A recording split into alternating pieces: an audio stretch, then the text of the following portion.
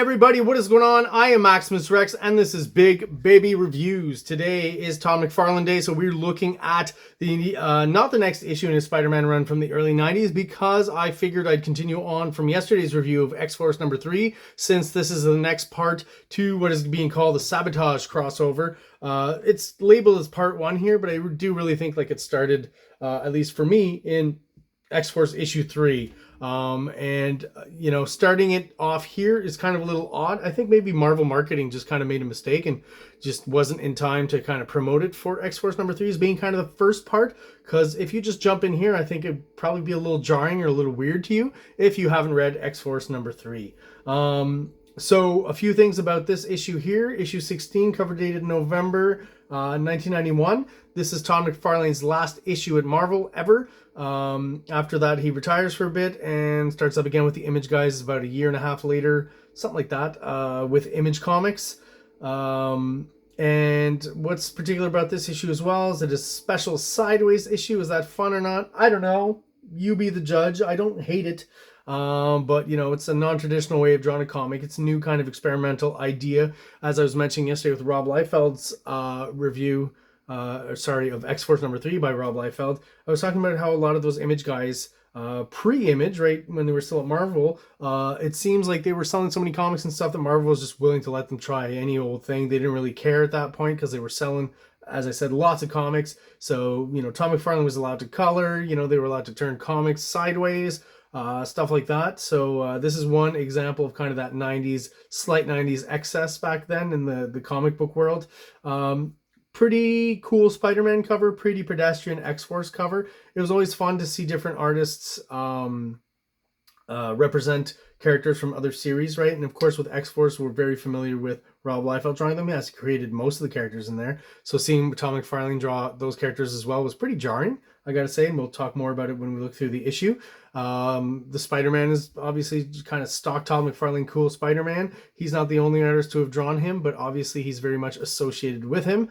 And that makes for a good result, at least when it comes to Spider-Man here. So the actual artwork is cool, I think, overall, but just a lot of cover blurbs and stuff that kind of annoy me, and Marvel trying to explain things too much. You know, maybe the cover or the titles could have been, you know, placed this way, but I'm guessing Marvel was very adamant not to because of how comics were traditionally placed on the newsstand and on stands in comic book shops. So that's probably what that is. Maybe. All right, so we're gonna crack her open, have a look inside, and as the format is different, I gotta do it this way, right? Right away, starting off with a cool splash of Spider-Man. Again, continuing on, this is really part 2 of Sabotage. Continuing on from last issue, from X-Force number 3, where the World Trade Center explodes, right? So this is the result of that. You're getting some of that here in a very dynamic, cool, interesting Todd McFarlane fashion.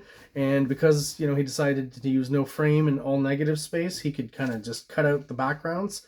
And, you know, what very few stones are flying towards Spider-Man, a few birds here, create some depth, and then you're done. And you've created a really kind of striking, cool image. So good on you, Todd McFarlane. We get a cool vertical double page splash here, just tons of detail. We got the Juggernaut, you know, again, the Juggernaut drawn as we've never seen him before, drawn in that inimitable Todd McFarlane fashion where, you know, he really, every character looks like a Todd McFarlane character somehow.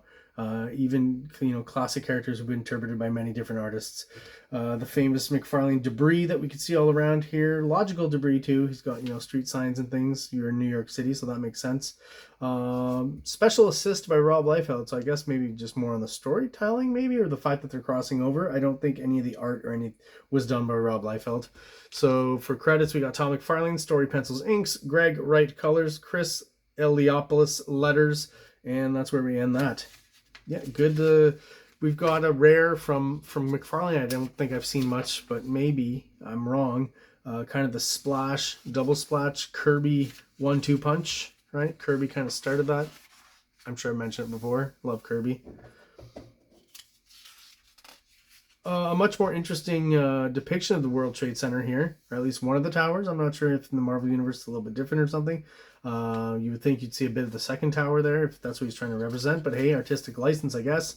I love this kind of stuff where you've got, you know, Warpath within the panel, right, as you know, most comics do, and then you've got Juggernaut obviously within the same image, but just going over all those in the foreground plain and covering all of that up creates, again, an extra sense of depth there. So the ads stay vertical, so that's kind of annoying. Yeah, so here's some of those, like, cool to see McFarlane do in X-Force, but just odd, cartoonier kind of representations of the character are just kind of funky looking. You know, feral as well. Like, I don't remember Rob Liefeld making her lips that prominent, and her having lips here is just kind of odd. A little bit off model, right?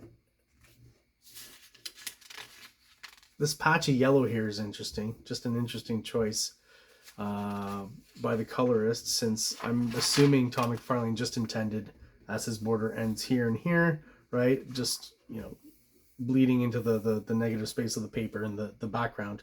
And the colorist missed this kind of section here, so being nitpicky, but still, if you're going to do it all the way. Always thought this was a cool shot. Like, he's doing a lot of that panels ending down here, white negative space. He's doing a lot of that in this issue, right? He's doing it again here. It's like maybe he just, again, discovered that and just wanted to use it a little bit everywhere. And it does save you from drawing backgrounds. It's a good technique. It's the open panel that, you know, you've seen in older classic comics, but just, you know, used as more of on a bigger kind of image or anchor image or splash, right? This one's cool. I love the big hand in the foreground. I think that really adds to the sense of depth here. Really sells the sense of depth.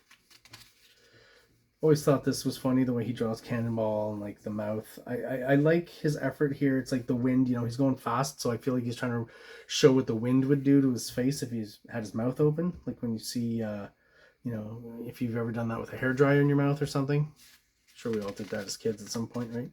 And yeah, I'm not saying directly in your mouth, but pushing air into your mouth. There's another use of that big, bold blue that I saw in the Incredible Hulk a few reviews back. Interesting. It's maybe something people were trying at the time. It's just an interesting kind of, again, I'm going to use the term aggressive blue, even though blue is not meant to be aggressive. All of this is cool too, right? Like the Cannonball, all the energy. He's kind of, you know, he's making, as he goes by, he's going so fast, he's making the ground lift, kind of Akira style. And no doing, Juggernaut just bounces off of him, right? Good thing his force field always protects him, right? Is kind of how it goes for Cannonball. His force field, blast field, protects him from harm. This is what I wanted to see, right? A cool kind of representation of the Twin Towers here. And clever to have thrown every other building kind of around there in silhouette. Less work to do, and puts the emphasis where you want it, square on those buildings. And again, he's doing that open panel thing with negative space. And in this case, the colorist has added kind of a gradient blue here, which I think works here. You know, could have left it white, but this works. So I can just imagine Todd McFarlane, you know, getting the latest issue of X-Force, or the sketch that Rob Liefeld came up with, Cable's new costume, and going, oh, fuck, you know, now I got to draw this new Cable costume. You'll see it better a little later on. It's almost as if McFarlane purposely chose to try to get away from having to draw it. But yeah, McFarlane in this, there's just, he's really kind of pushing it with the action and the cartooniness in these issues. Like we are right now, for all intents and purposes, at peak McFarlane as well. The first few, maybe year of issues of Spawn, I would count in that. There's just something very, his mastery of the dynamics now, and he's really come into his own with his style. And it's really, you know, where there were kind of, in Amazing Spider-Man, still some parts where it didn't quite work, or you know, wasn't quite there yet. I feel like he's really, with this issue, he's really arrived. Maybe one of his best art-wise, with all the action and the debris and the, you know, again, there's something about the way his characters move and inhabit the page. I always thought these two shots actually, you know, out of all the X-Force characters, maybe Sunspun Gideon are the ones that McFarlane gets best. I like his Gideon. Yeah, so here we've got Todd having to draw this complicated ass Cable costume that only appears for, like, you know, Rob would bust out this whole new design and it will only be around for like 2 issues of X-Force and 1 issue of Spider-Man. In X-Force, he'll eventually go back to more of the classic, you know, shoulder pad pouched Cable costume. So I don't know what he was thinking here. He's almost at this point, he's almost Strife, right? He's not far off. Always thought this crop is cool. McFarlane's really good at the crops we talked about. And here's kind of the off-model stuff. McFarlane doing the McFarlane kind of hook nose and the squinty mouth. It's like his version of Dirty Harry or Clint Eastwood or something. He does this on a lot of characters and profiles. I've seen that thing before.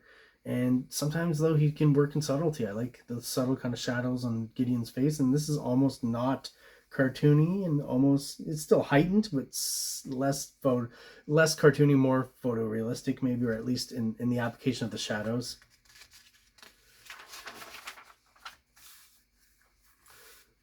Yeah, the way the blue stands out in these comics, right? Blue and red here, just nice, really, really flashy. You know, it's printed on that good newsprint that I like. It is the best, I think, representation of color from in around that period, and still compared to today. I still prefer the slight modeling here, but you know, 2 or 3 tones at the most of the colors, as opposed to the digital coloring of today. Something kind of Sam Keithy about this here, or maybe Sam Keith took some of this into his own artwork. I don't know.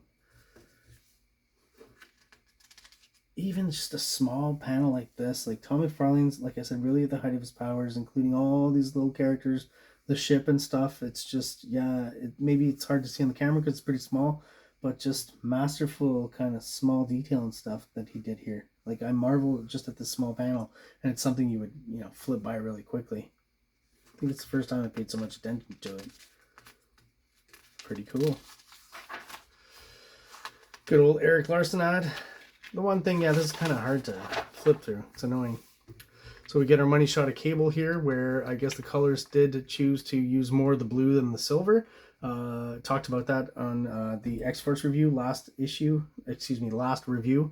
yesterday's review. How I do prefer more of the blues and other colors. There's some gray here, but X-Force number 3 on the cover has some brown. I definitely think they should have thrown that in there to create, you know, different sections of the costume. The gun, I'm just going to say, looks like a penis. Like, that's just an open knob right about to spit. Oddly shaped. I always have to wonder when artists do things that look like, you know, phalluses. Is it done on purpose? I have to think it is. It is when I do it. Oh, this is the controversial page here, right? You've heard about it. There's an interview you can check out where Tom McFarlane actually has the artwork for this, so it's been long contested whether editorial will change this or he did. He actually changed it. He changed the actual panel where usually this was the panel where Juggernaut would get the sword through the eye, and added in the panel. He drew it on these 2 sheets. You can see it in, I forget which interview. Look it up on YouTube. You can find it. I love the exaggeration of the mouth here on Shatterstar as well. Just a lot of big, open, agape mouths. Maybe he's parodying Rob Liefeld and X-Force a little bit there. I don't know. Or maybe he's like, that just seems to be what X-Force does. This little detail of Farrell cutting through Juggernaut's arm here, I think, is kind of fun. And just, it is a pretty good page overall. And I get his point about the sword. And this is the moment he decided to quit Marvel, apparently. But there you have it. That's the moment that, you know, Marvel just couldn't have the sword going through the eye, so they got him to, you know, editor's pick and do something like this.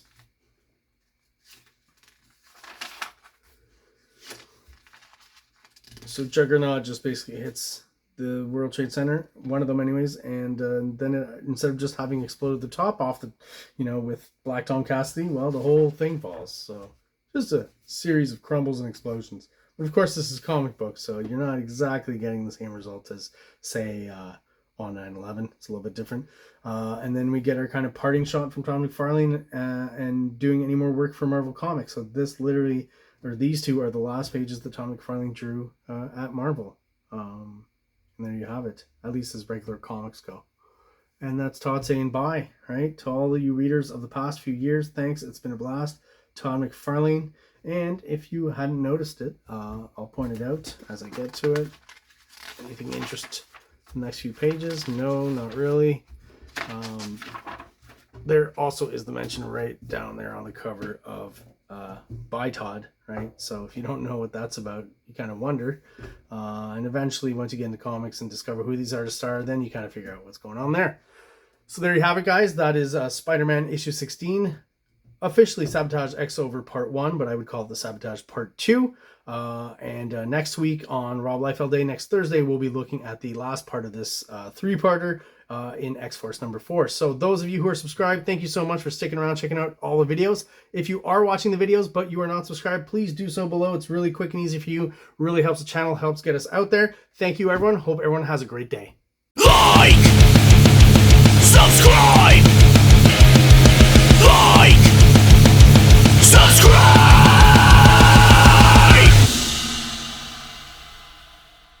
King Comics presents Big Baby, Volume 1, Issues 1 to 13, 204 pages of story and art.